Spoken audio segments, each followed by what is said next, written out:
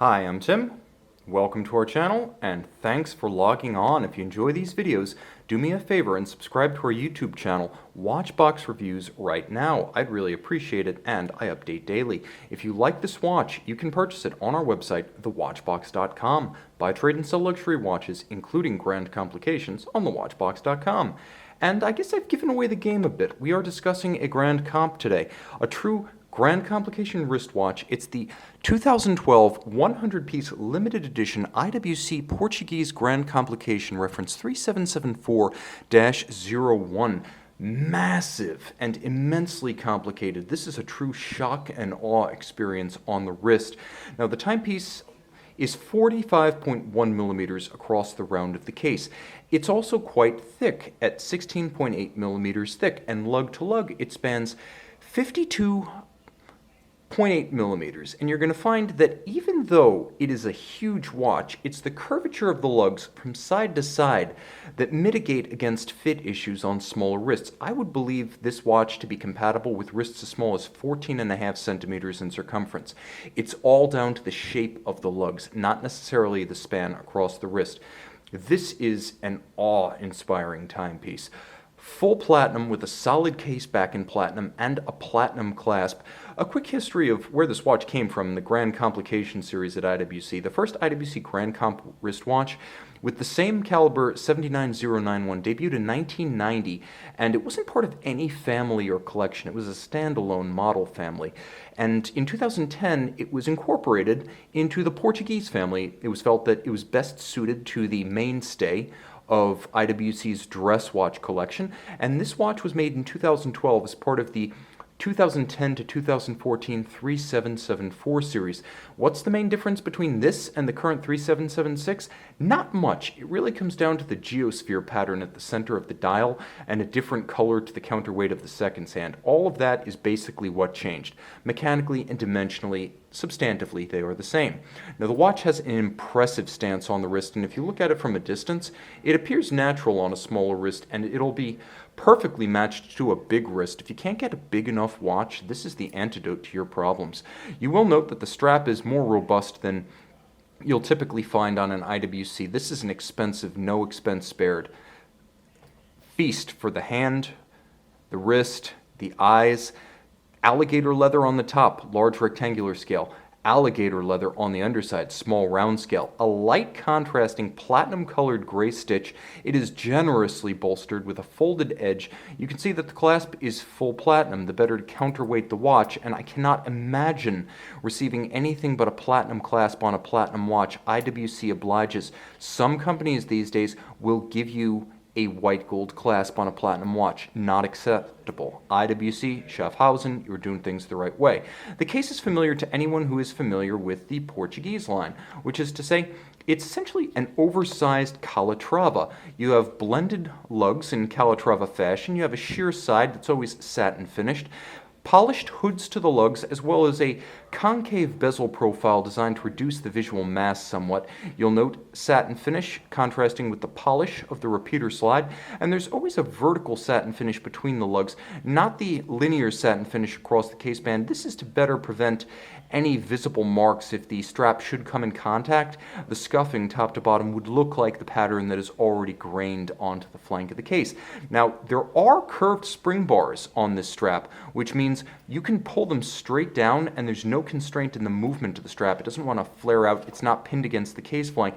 You'll also note how the pivot point of the strap is inboard of the lugs, creating an effectively shorter lug-to-lug dimension than the actual measurement of the case. Once again, this is a watch that can wear well on a smaller wrist. Now let's get the focus back in hand because it was getting a little bit wonky there. Take a look at the box section sapphire. I'll take some light away for a moment for contrast. Flat sapphire is the cheapest. Domed sapphire comes next, and then box section, which is what we have here, is the most expensive. Just as no expense was spared in making a double gator strap and a full platinum clasp, neither was it spared in speccing the crystal. Now going back to our high aperture, high light mode, you can see that the dial is richly detailed. Outboard, a railroad style chronograph seconds track doubling as the minute track. You can see inboard there's a gorgeous circular satin finish to the hour track with all applied white gold indices, and then inboard on the hour track white gold and polished Arabic numerals. These are two styles that have been part of the Portuguese line since the first 325 reference in 1939. The railroad track, the Arabic numerals, the blended lugs, the foy or leaf style hands in white gold at center on this watch. Beautiful counterweighted lancet style chronograph seconds hand, and then handsome cruciform symmetry about the layout of the Grande Complication. You have many registers doing double duty here. In fact, only the radial date at 3 o'clock carries only a single register and readout. So you have the radial date, you have a chronograph hours and month, and then you have constant seconds and day, and then you have chronograph minutes and a crescent style moon phase. Plus, because it is the IWC Kurt Klaus perpetual calendar system, it is both sequential and programmed, so you actually have a year. As you march forward, the year, the decade, the century, even the millennium can be adjusted accordingly.